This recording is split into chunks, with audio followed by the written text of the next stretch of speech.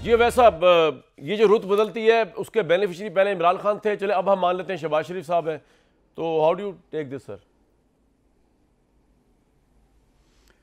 बिस्मिल्लाहिर्रहमानिर्रहीम। देखिए, ये पाकिस्तान की पॉलिटिकल हिस्ट्री जो है ना, उसके मुतालिक अगर अल्लामा के एक शेर का आखिरी एक मिसरा सर आपने रख लेना सर, गरीब व सादा और रंगी है दास्तान हरम, तो ये है हमारी हिस्ट्री।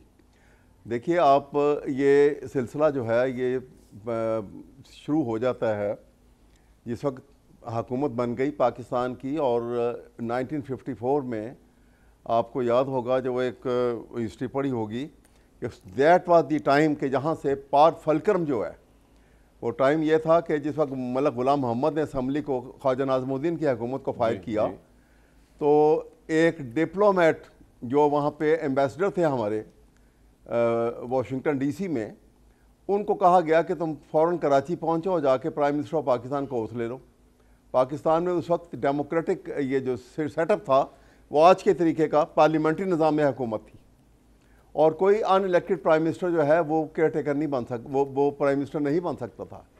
इसके बावजूद पीछे अयूब खान थे, जो उसी कैबिनेट के सर्विंग कमांडर इन चीफ को डिफेंस मिनिस्टर बना के बीच में बैठा दिया गया।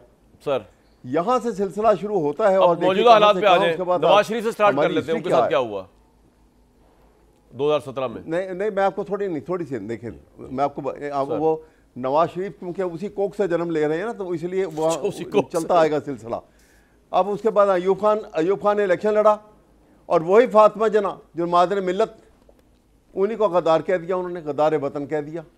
उसके बाद आगे चल के आते हैं वो GM सैयद, जिन्होंने सिंध असम्बली में पूरे हमारे इस पाकिस्तान के अंदर, पंजाब में पाकिस्तान बनने तक कोई पाकिस्तान की हक का रेजोल्यूशन पास नहीं हुआ। सिंध असम्बली में रेजोल्यूशन पाकिस्तान का पास हुआ, और किसने प्रेजेंट किया था? वो GM सैयद ने किया था, और वो गद्दार वतन फौजियों ने, इन्हीं अयूब खान ने डिक्लेयर किया उसको।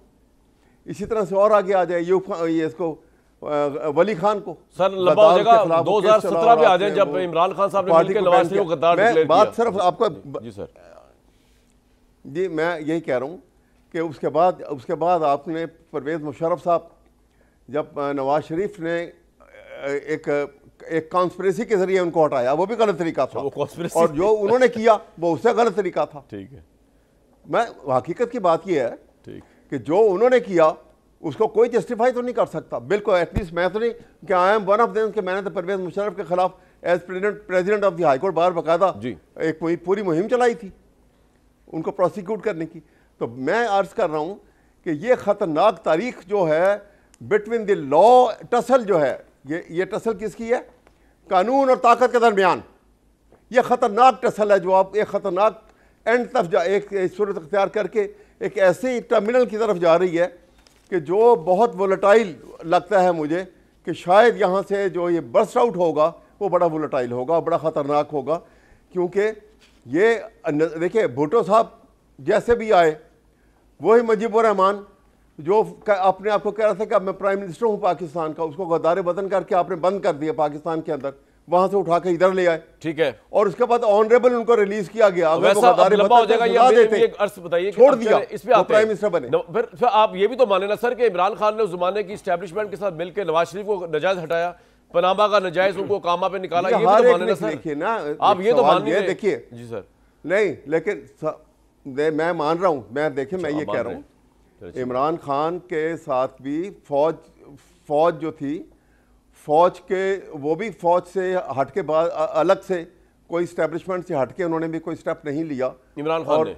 उन्होंने भी उसको जो लिम ऑफ द गवर्नमेंट थी उसको अपने सिर पे चढ़ाए रखा, और उसके कॉन्सिक्वेंसेस उन्होंने भी देखे। बाजवा साहब का जो रोल रहा वो आपके सामने है। बाजवा साहब ने पब्लिकली, आपने सुना था, मैं शायद आपने भी सुना होगा, पब्लिकली वो कह रहे थे कि मैं इमरान खान को मिलने जाता था तो अपनी जेब में टेप रिकॉर्डर लेके जाता था, ये मैंने नहीं उनकी बातें रिकॉर्ड करता था। ये मैंने अब बताइए, ये उनका रिकॉर्डेड।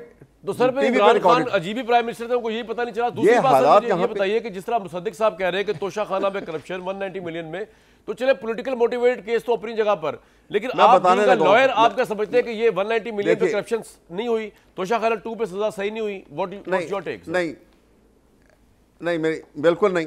अच्छा, तो तोशा खाना केस की जिस तरीके से सजा सुनाई गई है और जैसे वो केस की उसकी एविडेंस आई है कि सामने तो देखे उनको, वो उन्होंने बाकायदा जो तरीक़ेकार था उसके एस्टिमेट करने का, जो पेमेंट करने का जो मुरवजा तरीका था, उसी तरीके के तहत उन्होंने वहाँ जमा कराया और उसको वो लिया वो। और उसके और कम वैल्यू नहीं करवाई जो उससे पहले ले चुके हैं नवाज शरीफ और उनकी फैमिली, उनको तो कुछ नहीं किया गया ना। देखिए ना, उन्होंने भी तो लिए ना, उनके खिलाफ तो कोई केस नहीं चला। एक आदमी को जब आप सिंगल आउट करेंगे, अगर यूनिफॉर्मिटी होगी आर्टिकल 25 190 में भी आपको कोई वो नहीं है, तो फिर वो इंसाफ है सर, क्लियर कट केस है। मैं सुनिए 190 की बात आप करते हैं ना, 190 सुनिए 190 की उस वक्त आप कहेंगे कि जब वहां की अदालत ने उसको क्राइम मनी डिक्लेयर किया हो। 190 मिलियन पाउंड को कभी भी क्राइम मनी डिक्लेयर नहीं किया। आप फैसला पढ़ के देख लें। तो जाती मनी डिक्लेयर किया ना, क्राइम मनी नहीं था, जाती मनी डिक्लेयर किया आपके ख्याल में? दूसरी बात तो यह कि इमरान थे, कैबिनेट ने क्यों लिया प्रूफ करा के, अगर वो पाकिस्तान का पैसा नहीं था फिर उसको, वो तो जाती ट्रांजैक्शन होती है सर। वो तो फिर प्राइम मिनिस्टर क्यों आए कैबिनेट समेत बीच में? नहीं, देखिए ना, मैं यही तो मैं आपसे पूछ रहा हूं, मैं यही कह रहा हूं कि आप अगर तो वो पैसा जो मनी लॉन्ड्री पर पकड़ा गया था, अगर वो पैसा डिक्लेयर होता, इस सवाल का क्योंकि ये इस केस के फैसले नहीं होने हैं। मुसद्दिक साहब, ये इन्होंने एक वैलिड पॉइंट उठाया, वो कह रहे हैं कि इमरान खान जिस तरह जीएम सईद को गद्दार, जिस तरह उसको किया गया, जिस तरह फलां को किया गया, वो कह रहे हैं नवाज शरीफ साहब को भी गलत किया गया, मेरा ख्याल से, अगर मैं सुन सका सही वैस साहब की बात। तो इसी तरह इमरान खान, नवाज शरीफ देखिए ना, नवाज शरीफ के ऊपर जो प्रॉपर्टी के मैटर, जी सुनिए, नवाज शरीफ के ऊपर जो प्रॉपर्टी के मैटर बने, वो डिटेल जजमेंट तो कभी कोशिश करके कभी पढ़े तो सही आप। वो ठीक है, वो एक जज की नहीं है, वो 5 जजेस की जजमेंट है, वो ठीक है, उसको कभी पढ़े, उसकी बहुत डिटेल जजमेंट की जो है आज भी उसी प्रॉपर्टी में है और ये बता सकते हैं कि वो कैसे ली थी। मैं समझ गया आपका पॉइंट, मैं समझ गया पूरी जजमेंट देखें। मुसद्दिक साहब, पॉइंट ये है कि जो नवाज शरीफ साहब पे करप्शन केस बने वो ठीक थे, इमरान खान का 190 वाला इसलिए ठीक नहीं है कि वो क्रिमिनल मनी डिक्लेयर नहीं हुआ था। मैं कह रहा हूं कि ये नहीं बात है जी। मैं अगर क्रिमिनल मनी डिक्लेयर होगा तो उसकी सर, मैं जरा पूछ लूं इनसे, अगर वो क्राइम मनी डिक्लेयर नहीं हुआ तो उसकी सूरत हाल मुख्तलिफ। क्विकली मुसद्दिक साहब, मेरा कहने का मतलब ये है, हिफ्ज़ किया हुआ केस 190। सुनिए मेरी बात सुनिए, मैं ये कह रहा हूं कि जब तक के हम पाकिस्तान के अंदर क्राइम को क्राइम नहीं समझेंगे, पाकिस्तान में जो ऑफेंस जो है फाइनेंशियल जो ब्रीच ऑफ ट्रस्ट को हम जब तक क्रिमिनल ऑफेंस नहीं समझेंगे, जब तक इसको हम अमानत में ख़यानत नहीं समझेंगे, जब तक हमारे हालात ठीक नहीं होंगे, सर आपका पॉइंट आ गया, जब तक पाकिस्तान के आइन के अंदर रूल ऑफ लॉ के तस्वर को हम आगे लेके नहीं चलेंगे।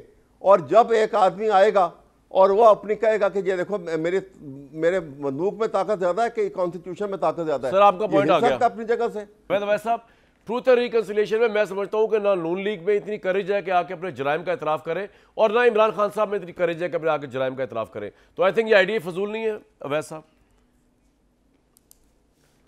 नहीं, कैसे फजूल है? सवाल ये है कि जो रिकंसिलिएशन की बुनियाद जो है वो तो कॉन्स्टिट्यूशन है।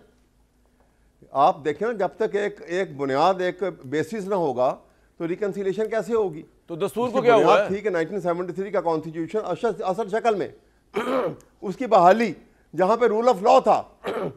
जो प्रॉब्लम पाकिस्तान में क्रिएट हुई है कि रूल ऑफ लॉ को आपने बदल दिया। कभी भी रूल ऑफ लॉ नहीं था पाकिस्तान में, और कभी भी दस्तूर, ये प्रॉब्लम है। भुट्टो साहब ने दस्तूर लॉन्च करते ही ह्यूमन राइट्स की सारी सस्पेंड कर दी थी। तो नहीं था ना जी सर, मैं जो हकीकत है, ज़ियाउल हक का मार्शल ले आए, परवेज मुशर्रफ का मार्शल ले आए, उन्होंने कॉन्स्टिट्यूशन को सस्पेंड किया, कुछ अरसे के लिए बहाल किया, लेकिन उसके अंदर वो तब्दीलियां नहीं की।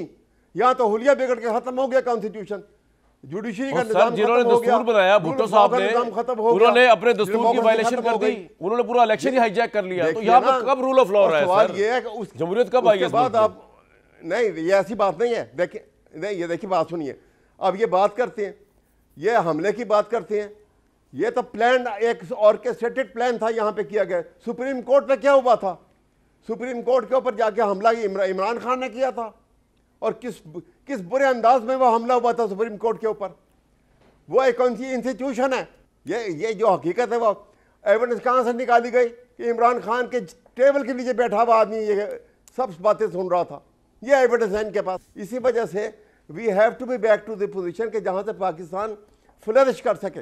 आज कहते हैं कि इकॉनमी बन रही है, वो सर आपका पॉइंट आ गया, जो फाइनेंशियल इरेगुलरिटी हुई है, वो उसका कौन पूछने वाला है? सर आपका पॉइंट है पूछने वाला? वैसा पॉइंट अदालतें तो खत्म हो गई बीच में।